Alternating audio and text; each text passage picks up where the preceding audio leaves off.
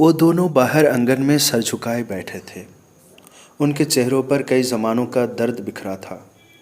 गुरूब होते सूरज की जर्द शाएँ उनके दुखी झरियों भरे चेहरों पर यूं पड़ी थी, जैसे कहना चाहती हूँ कि इस दुख में तुम अकेले नहीं। ये दुख तो सूरज हर रोज़ सहता है। हर चढ़ते सूरज की पूजा करती है और डूबता सूरज हमेशा तन्हाई का दुख लेकर डूबता है। उस जाते सूरज की वक़ात बस इतनी ही है कि शाम का दुख मना लिया जाए। डूबता सूरज रात का पैगाम लेकर आता है। दुख, तन्हाई, ज़वाल का इस्तारा होता है डूबता सूरज। और आज इस आंगन में डूबता सूरज को देखते हुए वो अपनी ही सोचों में गुम थे। शायद उस वक्त उनके पास जिन यादों का सरमाया था वो उसी डूबते सूरज जैसा था जिसकी अब वक़ात कुछ नहीं थी, कुछ भी नहीं।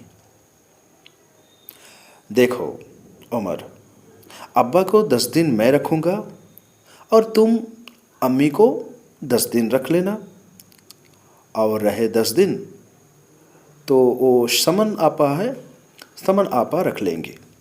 ये फ़खर साहब का सबसे बड़ा बेटा बड़ा बनकर बंटवारा कर रहा है और सब उन्हें रखने के, उनकी देखभाल करने के दिन गिन गिन कर वापस में बांट रहे थे।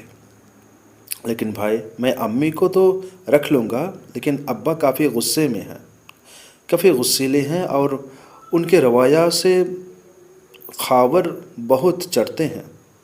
ये समन आपा की आवाज़ थी।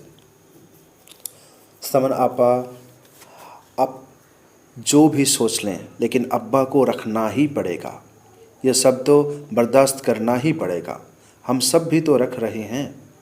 हम में से तो कोई एतराज़ नहीं कर रहा। हम सबको सब्र से काम लेना है। हाँ, और नहीं तो क्या, आप अम्मी ही को देख लें, वो कौन सा खामोश रहती हैं। हर बात में तो उन्हें कीड़े निकालने की आदत है। ये करो ना, वो करो ना, रिज़्क मत फेंको, इतना तेल ज़ाय क्यों किया, फला फला पकाओ, चावल कच्चे रह गए, और फिर हर दिन उनके लिए उनका परहेज़ी का खाना बनाओ।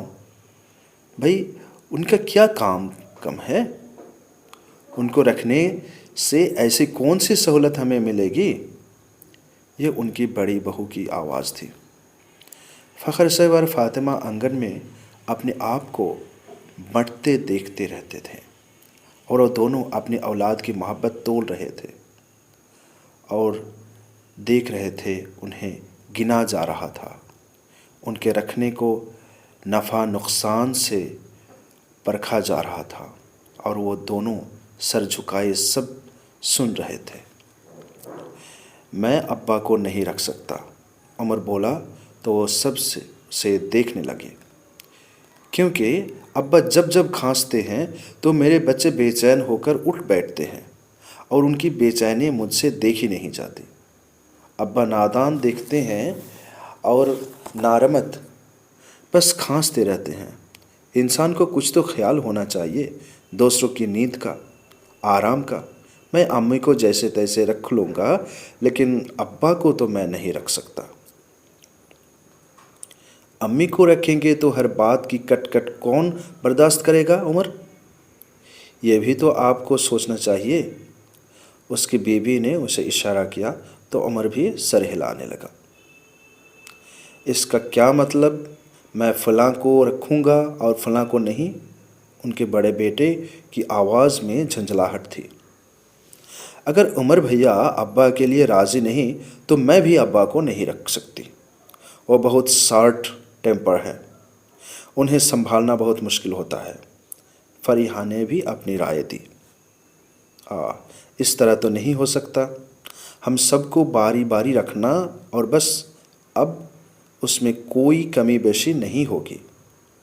बड़े ने हाथ उठाकर अपने माँ बाप का फैसला किया। मैं तो कहूँगा कि माँ बाप को बूढ़े होकर ज़िंदा रहना ही नहीं चाहिए। 60 साल के बाद उन लोगों को ख़त्म हो जाना चाहिए। बड़ी पर ब्लेम हो गई। عمر اتنی زور سے بڑبڑایا کہ باہر فخر صاحب اور فاطمہ دونوں کو بہت صاف صاف سنائی دیا تھا، اور اس وقت ان دونوں کو شدت سے احساس ہو رہا تھا کاش وہ آج قوت سماعت سے محروم ہو جاتے، کاش کہ وہ یہ سب سننے سے پہلے مر ہی جاتے۔ اگر تم سب میری بات پر راضی نہیں ہو تو ایک ہی راستہ بچتا ہے۔ بڑے نے ان سب کو دیکھا تو وہ سب چونک گئے۔ اولڈ ایج ہوم، آخری راستہ تو یہی رہ جاتا ہے۔ بڑے کی بات فاطمہ گھبرا گئی اور اس نے بے ساختہ فخر صاحب کو دیکھتا رہا۔ وہ جواب تک بہت ضبط کیے بیٹھے تھے، اچانک کھڑے ہو گئے۔ فاطمہ نے انہیں روکنا چاہا مگر وہ ہاتھ کے اشارے سے انہیں روکنے بہت وقار سے اندر چلے گئے۔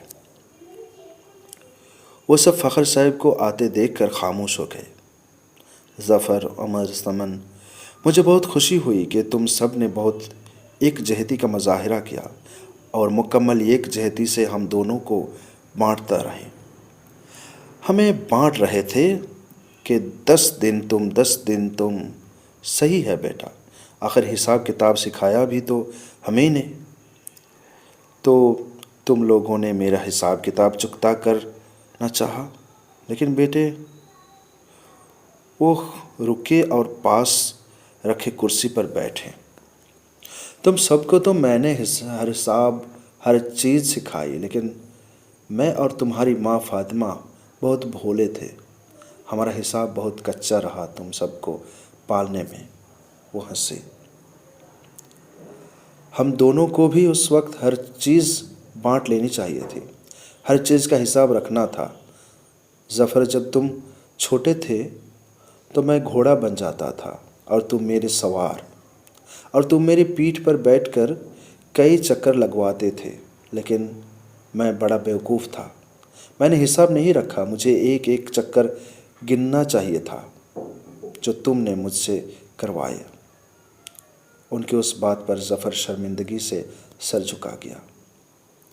اور بیٹے عمر، تم تو ہم دونوں کو رات رات بھر ستاتے تھے، نہ جانے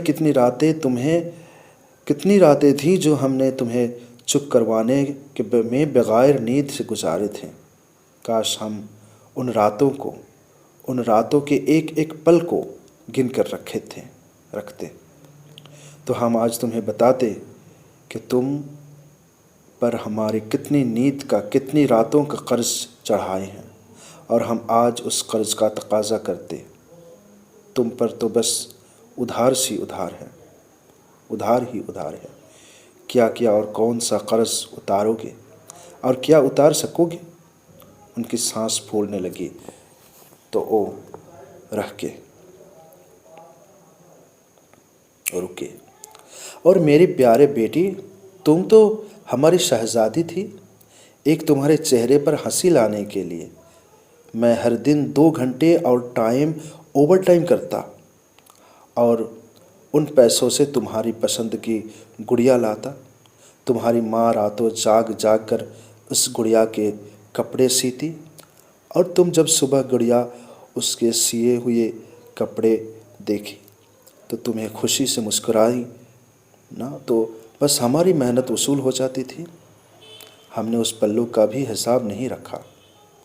ہم کتنے بیوقوف تھے، ہمیں بھی ایک ایک پل کا حساب رکھنا چاہیے تھا، اور تم لوگوں سے گن کر اس کا بدلہ طلب کرنا چاہیے تھا۔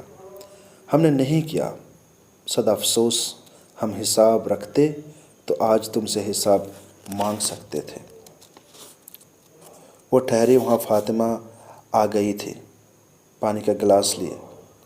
ان کے ہاتھ کانپ رہے تھے جبکہ وہ بڑی مضبوطی سے اپنی اولاد کے مقابل کھڑے تھے۔ اب بس کریں، چلے آرام کریں، آپ کی طبیعت خراب ہو جائے گی۔ وہ انہیں اٹھانے لگیں۔ ہاں فاطمہ، اب آرام ہی کروں گا، لیکن آج ان سب سے اپنی محبتوں کا بدلہ گن کر لوں گا۔ بولو بیٹے، میں نے صحیح کہا نا؟ حساب رکھتا یا نہ رکھتا، مگر قرض دار تو تم سب ہو ہمارے۔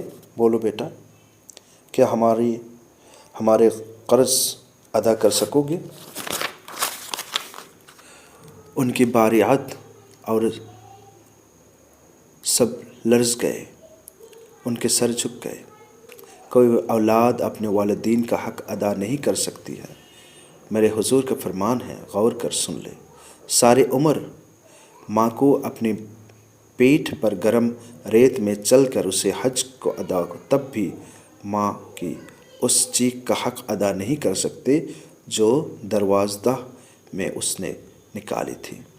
اس سے ان کی آواز بھر گئے، اور باپ جنت کا دروازہ ہے۔ اور اب تم ہمیں اولڈ ایج ہوم میں بھیجنا چاہتے ہو، جہاں کچھ ماہانہ پیسے دے کر تم ہمارے حقوق ادا کرو گے۔ واہ میرے بچوں، واہ! اولڈ ایج ہوم میں اپنے باپ کو دخل کرو گے تو جنت میں جانے کے لیے جنت کا دروازہ کیسے پاؤ گے؟ اس کی بات پر وہ سب ٹھنڈے پڑ گئے۔ ابا جی ہمیں معاف کر دے۔ وہ سب روتے روتے باپ کے قدموں میں گر گئے تھے۔ سچ ہے، جہاں والدین اپنے اولاد پر انمول محبت لٹاتے ہیں، وہاں اولاد اور والدین پر اپنی محبت گن گن کر لٹاتی ہے۔ دونوں کی محبت میں کتنا فرق ہوتا ہے، یہ ہر دور کا المیہ ہے۔ سننے کے لیے تھینک یو۔